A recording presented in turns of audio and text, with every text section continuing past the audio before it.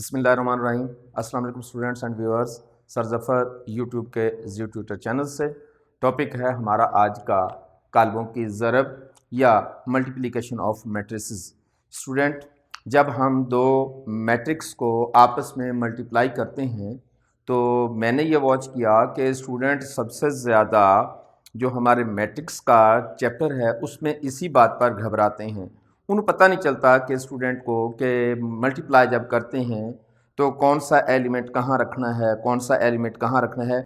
जब आप जमा और तफरीक कर रहे होते हैं स्टूडेंट तो उसमें कोई उलझन नहीं है। उसमें तो सिंपल सी बात है, रेलिवेंट मैट्रिक के साथ रेलिवेंट मैट्रिक जमा होता चला जाएगा। यानी कि अगर हमारे पास दो मैट्रिक्स होते तो 2 में 1, 9 में 3, 4 में 2, तो ये जो हमारे पास रेलिवेंट या कोरेस्पॉन्डिंग एलिमेंट्स हैं वो आपस में जमा या तफरीक हो जाएंगे।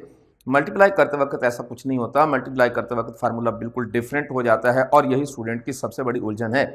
तो हमें आज सबसे पहले ये देखना है कि मैट्रिक्स को हल करने के लिए कुछ बुनियादी उसूल हैं, कुछ रेगुलेशंस हैं, वो कौन कौन सी है। सबसे पहली बात तो स्टूडेंट ये है कि जब आप किसी मैट्रिक्स को आपस में दो मैट्रिक्स को ज़रब करना चाहें तो सबसे अहम चीज़ उसका ऑर्डर होता है। हर मैट्रिक के साथ ज़रब नहीं कर सकता। कुछ मैट्रिक्स के साथ ज़रब कर सकते हैं और कुछ नहीं कर सकते। अगर वो कन्फर्मेबल हैं तो वो ज़रब करेंगे, अगर वो कन्फर्म नहीं तो फिर वो ज़रब नहीं कर सकते।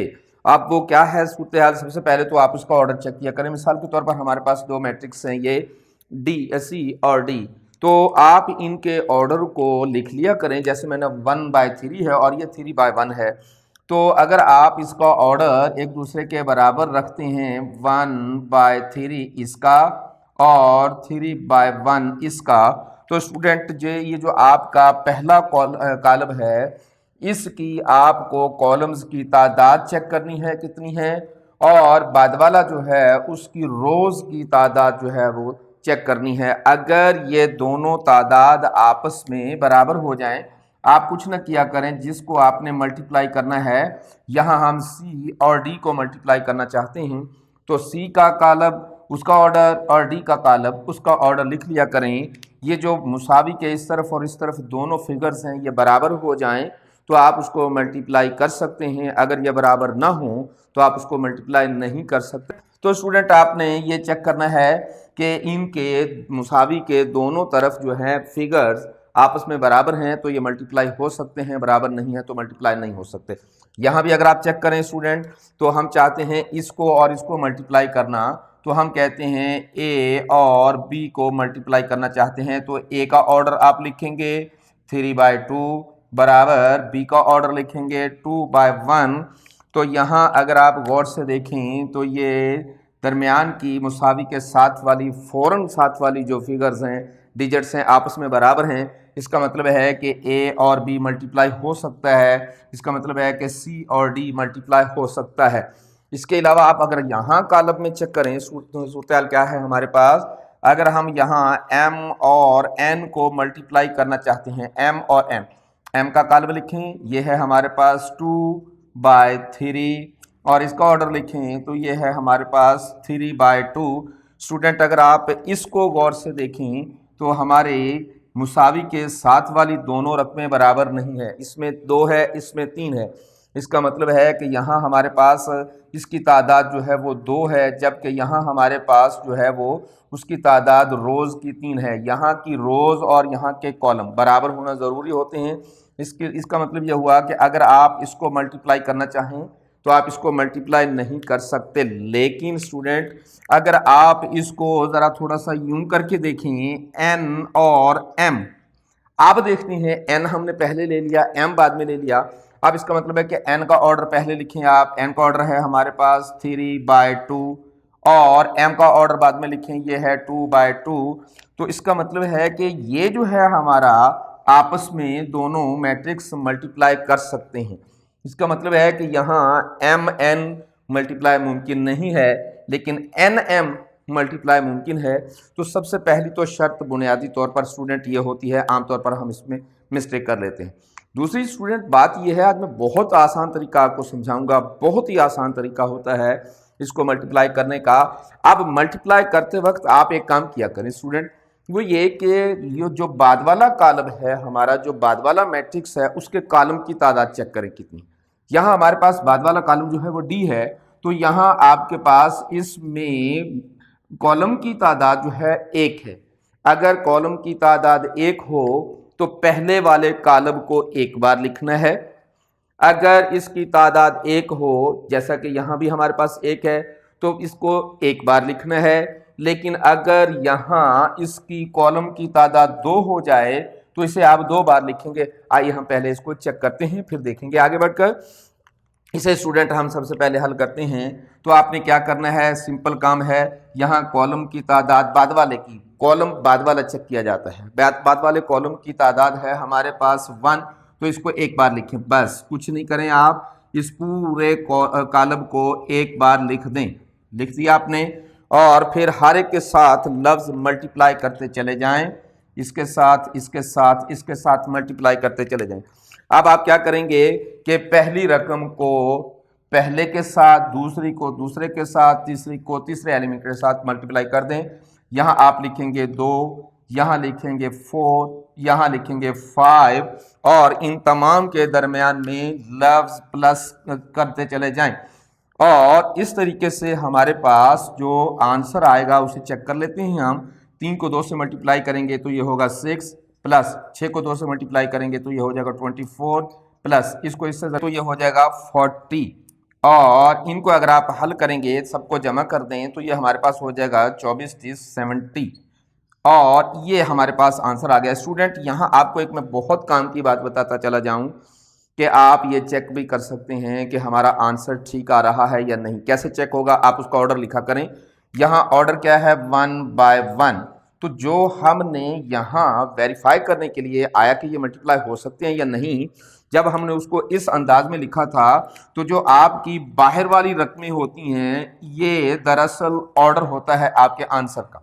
अगर यहाँ देखें 1 और 1, तो आपके आंसर में 1 बाय 1 आना चाहिए। ये आपका, अगर आपका आंसर इसके मुताबिक आ रहा है स्टूडेंट, तो ये आपका जवाब ठीक है, अदरवाइज आप कोई मिस्टेक कर रहे हैं। स्टूडेंट यहाँ आगे बढ़ेंगे तो इसको मजीद हम वेरीफाई कर लेंगे इंशाअल्लाह ताला अज़ीज़।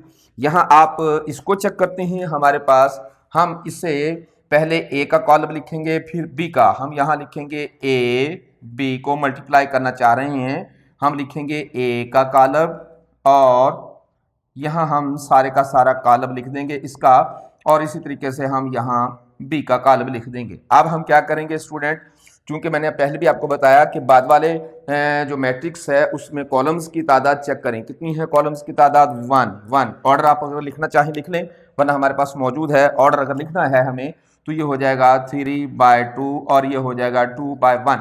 तो बाद वाला जो मैट्रिक्स है उसमें कॉलम की तादाद 1 है। इसका मतलब है कि पहले वाले मैट्रिक्स को आप एक बार लिखेंगे पूरे को। अब हम यहाँ एक बार लिखते हैं इसको, यहाँ लिखेंगे हम 1, 2 और 4, और थोड़ी सी स्पेस देके आप लिखेंगे इसको 3, 8 और 0। तो यहाँ हमारे पास इसको आपने क्या करना है स्टूडेंट, कि पूरे के पूरे कॉलम को पहले मल्टीप्लाई का अलामत दे दें, सब में मल्टीप्लिकेशन का साइन दे देते हैं हम, और यहाँ आप इसकी अलामत जो है वो जमा कर देंगे। सबके साथ आपने जमा भी लिखना होता है। अब आप क्या करेंगे कि पहले वाले सारी की सारे कॉलम को इस एलिमेंट से, बाद वाले कॉलम को इस एलिमेंट से मल्टीप्लाई कर देंगे। तो हमारे पास इसको मल्टीप्लाई करेंगे सबको 5 5 से, इसको मल्टीप्लाई करेंगे सबको 9 से। अब इसको आप हल करके देखिए क्या होगा। इसको इससे ज़र्ब करेंगे तो ये आ गया 5 1 ज़ा 5, प्लस इसको इससे ज़र्ब करेंगे तो ये आ जाएगा 27। इसको इससे ज़र्ब करेंगे 5 और 2 ये आ जाएगा 10, प्लस इसको इससे ज़र्ब करेंगे तो ये आ जाएगा हमारे पास 72। इसको इससे ज़र्ब करेंगे तो ये आ जाएगा स्टूडेंट्स 20, और इसको इससे ज़र्ब करेंगे तो ये आ जाएगा हमारे पास 0। अब इनको जमा कर दें तो ये आ जाएगा हमारे पास 32। इसको जमा करेंगे ये आ जाएगा हमारे पास 82, और ये आ जाएगा हमारे पास 20। स्टूडेंट यहाँ आप वेरीफाई करके देखें, आप इसके ऑर्डर को लिख के देखें। इसका ऑर्डर है हमारे पास 1 2 3, 3 लाइन्स हैं और कॉलम हमारे पास एक है। इसका ऑर्डर आ गया 3 बाय 1। अब यहाँ आप इसको चेक करके देखें स्टूडेंट, यहाँ हमारे पास 3 है, ये 1 है। इसका मतलब है कि आंसर जो आना चाहिए वो यूं आना चाहिए 3/1, तो आप देखें 3/1 है। अगर आपका आंसर इसके मुताबिक आता है तो ये जो चीज़ होती है स्टूडेंट बहुत इंपॉर्टेंट होती है। दोनों कॉलम जिनको आप ज़रब करना चाहते हैं बराबर रखा करें, दोनों के दरमियान के फिगर चेक करें, अगर बराबर है तो वो मल्टीप्लाई हो सकता है, बराबर नहीं तो मल्टीप्लाई नहीं हो सकता। उसके बाद जो बाहर वाले फिगर होती हैं ये दरअसल हमारे आंसर का जो आपका ऑर्डर होता है ये वो होता है। यहाँ देखिए आप 3/1 है तो आपके पास ऑर्डर 3/1 आ गया। यहाँ देखिए आप 1/1 है तो हमारे पास आंसर 1/1 आ गया। अब आप यहाँ चलते हैं स्टूडेंट, मैंने पहले भी बताया था कि MN मुमकिन नहीं है, NM ज़रूर मुमकिन है। तो यहाँ हम NM करेंगे तो सबसे पहले तो हमने N का जो मैट्रिक्स है वो लिखना है। ये है हमारे पास कुछ यूं, और उसके बाद आपने 9, 6, 5 और N का ऑर्डर हमारे पास कॉलम जो है वो कुछ यूं है। इसको लिखेंगे आप 3, 8, 1 और 2। आप क्या करना है स्टूडेंट, फिर वही बात मैंने आपको पहले बताया कि आप बाद वाला जो हमारे पास मैट्रिक्स है उसका ऑर्डर काइंडली ज़रूर चेक कर लिया करें। इसका ऑर्डर अगर आप चेक करेंगे तो ये है हमारे पास 1, 2, 3 रोज़ हैं हमारे पास, और कॉलम की तादाद 2 है।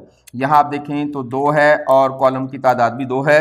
यूँ अगर आप इसको यूँ रख कर देखते हैं 3/2 और 2/2, तो इसका मतलब ये हुआ कि हमारे दरमियान वाले जो दोनों फिगर्स हैं वह बराबर हैं, यूँ मल्टीप्लाई हो जाएगा। और बाद वाले जो है हमारे पास उसको चेक करें तो हमारे पास 3/2 को लिखें तो हमारे पास जो आंसर आएगा वो उसका ऑर्डर ये होगा 3/2। ये चेक हो जाता है कि क्या हम सही कर रहे हैं या नहीं कर रहे। तो स्टूडेंट इसको हल करते हैं, फिर यहाँ आपको बताता चला जाऊँ कि हम बाद वाले जो है बाद वाला मैट्रिक्स जो है इसमें कॉलम्स की तादाद कितनी है स्टूडेंट, यहाँ 2। इसका मतलब है कि इस कॉलम को 2 बार लिखेंगे, इस मैट्रिक्स को 2 बार लिखेंगे। कैसे लिखेंगे स्टूडेंट, हम 2, 4 और 7, फिर थोड़ा सा स्पेस दे के हम लिखेंगे 9, 6 और 5। आप थोड़ा स्पेस ज़्यादा दे दें, सारे का सारा कॉलम उठाकर दोबारा लिखें हम 2, 4, 7, फिर हम लिखेंगे 9, 6 और 5। ये हमने 2 दफ़ा लिख लिया। अब क्या करना है स्टूडेंट, सिंपल सा काम है, सबके साथ मल्टीप्लाई का साइन लिखेंगे आप। सबके साथ जब आप मल्टीप्लाई का साइन लिखेंगे तो हमारे पास सूरत हाल ये हो जाएगी। अब आपने क्या करना है, ये जो पहली हमारी कॉलम है इसको इससे मल्टीप्लाई कर देंगे, दूसरे को इससे मल्टीप्लाई कर देंगे, तीसरे को इससे, चौथे को इससे। यहाँ भी मैं आपको एक बताता चला जाऊँ कि आप इसको n की शेप दे लिया करें, यूं उल्टा n हो जाता है। यहाँ जाना है आपने 3, 8, 1 और 5। तो पहले वाले को आपने मल्टीप्लाई करना है 3 से, सबके साथ 3 लिख दें। दूसरे को मल्टीप्लाई करना है 8 के साथ, सबसे 8 लिख दें। तीसरे को मल्टीप्लाई करना है इसके साथ 1 लिख दें। फिर है 2, इसको आप 2 लिख दें, और यूं करके आपके पास एक रकम बन जाएगी। इनके दरमियान में प्लस का निशान लिखेंगे आप सबके साथ। ये हमारे पास, इसको आप जमा कर दें स्टूडेंट, हल हो जाएगा हमारा सवाल। तो यहाँ आप लिखेंगे स्टूडेंट, इन दोनों को मल्टीप्लाई करेंगे जमा इन दोनों को मल्टीप्लाई करके, 3 को मल्टीप्लाई करेंगे 2 से 6 हो जाएगा, प्लस इसको इससे ज़रब करेंगे तो ये हो जाएगा 72। इसको इससे ज़रब करेंगे तो ये हो जाएगा हमारे पास 12। इसको इससे ज़रब करेंगे तो ये हो जाएगा हमारे पास 48। इसको इससे ज़रब करेंगे तो ये हो जाएगा हमारे पास 21, और इसको इससे ज़रब करेंगे तो ये हो जाएगा हमारे पास 40। अब आप इस पे आ जाएं, 2 1 ज़ा 2। अब 9 को 2 से मल्टीप्लाई करेंगे तो 18, इसको इससे मल्टीप्लाई करेंगे तो 4, इसको इससे मल्टीप्लाई करेंगे तो 12, इसको इससे मल्टीप्लाई करेंगे तो 7, इसको इससे मल्टीप्लाई करेंगे तो 10, आ जाएगा हमारे पास 60। इसको जमा करेंगे तो ये आ जाएगा हमारे पास 61, और इसको ज़रब करेंगे तो ये आएगा हमारे पास, जमा करेंगे तो ये आ जाएगा 20। इसको जमा करेंगे तो ये आ जाएगा 16। इसको करेंगे तो ये आ जाएगा हमारे पास 17। तो स्टूडेंट ये हमारे पास आंसर आ जाएगा। अब अगर आप इसको गौर से देखें तो इसका ऑर्डर चेक करें, 1 2 3, हमारे पास 3 रोज़ हैं और 2 कॉलम है, 3/2। अब चेक करें स्टूडेंट के 3/2 ही हमारा आंसर आना चाहिए था, तो हमारा ये आंसर जो है वो 3/2 आ गया। इसका मतलब है कि आप इसकी मदद से ये वेरीफाई भी कर सकते हैं कि हम अपना आंसर सही लेके आ रहे हैं या हमारा आंसर कहीं गलत तो नहीं आ रहा। उसके बाद स्टूडेंट ये सवाल आपका मल्टीप्लाई का ऐसे भी हो सकता है कि आपको कोई एक मैट्रिक्स दिया गया हो और साथ में उसके कोई कांस्टेंट दिया गया हो, तो आपके पास ये मैट्रिक्स है और उसके साथ ये कांस्टेंट है, तो आप इसको भी मल्टीप्लाई करते हैं। यहाँ देखें P is equal to this and K is equal to this, find out PK। तो जब आप PK को फाइंड आउट करना चाहेंगे तो आप इसको कैसे हल करेंगे? सबसे यहाँ तो ऑर्डर लेने की जरूरत नहीं, क्योंकि हमारे पास मैट्रिक्स नहीं है। जब कोई कांस्टेंट हो तो फिर उसके पास ऑर्डर की जरूरत नहीं होती है हमारे पास, और जवाब में यही ऑर्डर आएगा आपका। तो आप सबसे पहले लिखेंगे P का कॉलम जितना भी है 7 -5, और ये है हमारे पास 2 3 6 -7, ये सारी की सारी फिगर्स जो है वो नीचे आ रही हैं। और क्योंकि मल्टीप्लाई आपने करना है इसको K से, तो K जो है हमारे पास ये है 2, K की वैल्यू 2 है। अब आपने यहाँ P का कॉलम लिखा, ये हमारे पास P का कॉलम है और ये हमारे पास K की वैल्यू है। अब आपने क्या करना है स्टूडेंट कि तमाम को इसके साथ मल्टीप्लाई कर देना है और कुछ नहीं करना, कुछ नहीं करेंगे, सिंपल सबको 2 से मल्टीप्लाई करेंगे। 7 को मल्टीप्लाई 2 से, नफी 5 को मल्टीप्लाई 2 से, फिर 2 को मल्टीप्लाई 2 से, इसी तरीके से नफी 3 मल्टीप्लाई 2, इसके बाद है 6 मल्टीप्लाई 2, इसके बाद है नफी 7 मल्टीप्लाई 2, इसी तरीके से हमारे पास है 2, इसी तरीके से 8 मल्टीप्लाई 2, नफी 9 मल्टीप्लाई 2। स्टूडेंट यहाँ मैं थोड़ा सिर्फ सेपरेट करने के लिए एक लाइन लगा देता हूँ ताकि हमें आसानी हो जाए इसको अलग करने में। अब आप क्या करेंगे स्टूडेंट, इसको हल करते चले जाएंगे। 7 को 2 से मल्टीप्लाई करेंगे तो ये आ जाएगा 14, इसको इससे मल्टीप्लाई करेंगे तो ये आ जाएगा हमारे पास 10, इसको इससे मल्टीप्लाई करेंगे तो ये आ जाएगा 4, इसी तरीके से 3 को मल्टीप्लाई करेंगे 6, इसको मल्टीप्लाई करेंगे 12, इसको मल्टीप्लाई करेंगे नफी 14, इसको मल्टीप्लाई करेंगे तो 4, इसको मल्टीप्लाई करेंगे तो 16, इसको इससे मल्टीप्लाई करेंगे तो नफी 18। ये हमारे पास जवाब आ जाएगा। अगर आप इसको ऑर्डर लेना चाहें तो हमारे पास ऑर्डर इसका 3/3 आएगा। जब कोई कांस्टेंट आ जाए स्टूडेंट तो उसके बाद ऑर्डर जवाब में वही होता है जो कि है।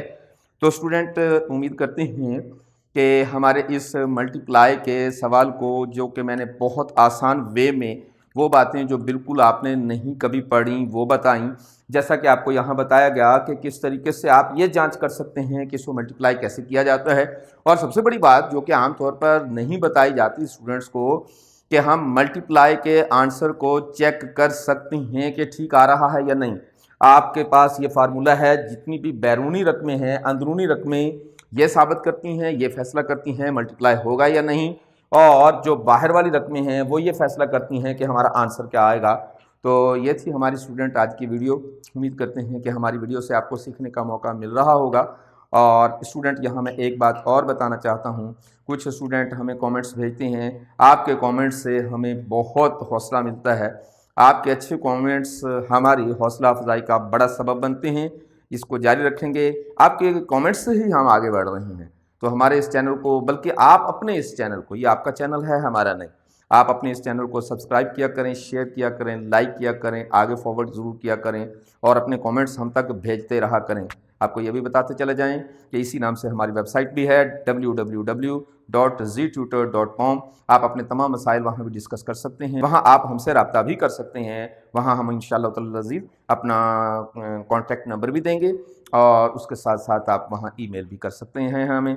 तो अपने दोस्तों को ज़रूर बताया करें ये सारे के सारे मामलात। इंशाअल्लाह ताला अज़ीज़ हाज़िर होंगे अगली वीडियो के साथ, और अगली वीडियो होगी हमारी जमा, नफ़ी और ज़रब की खासियतें के मज़ीद आगे चलेंगे हम। तो मैं आपको ये भी बताता चला जाऊँ कि हमारा ये जो मैथ है ये मास्टर के लिए भी साथ चला रहे हैं हम, तो एडवांस में भी, और मैथ जो है वो सारे का सारा इकट्ठा लेके चलेंगे हम। इनिशियल पहले बताया करूँगा, फिर उसकी एडवांस शेप बताया करेंगे। तो उम्मीद करते हैं कि हमारी वीडियो से आपको वाकई इस्तेफादा हो रहा होगा। तो अपना बहुत ख्याल रखिएगा। हाज़िर होंगे अगली वीडियो के साथ, तब तक अल्लाह हाफ़िज़, अस्सलाम।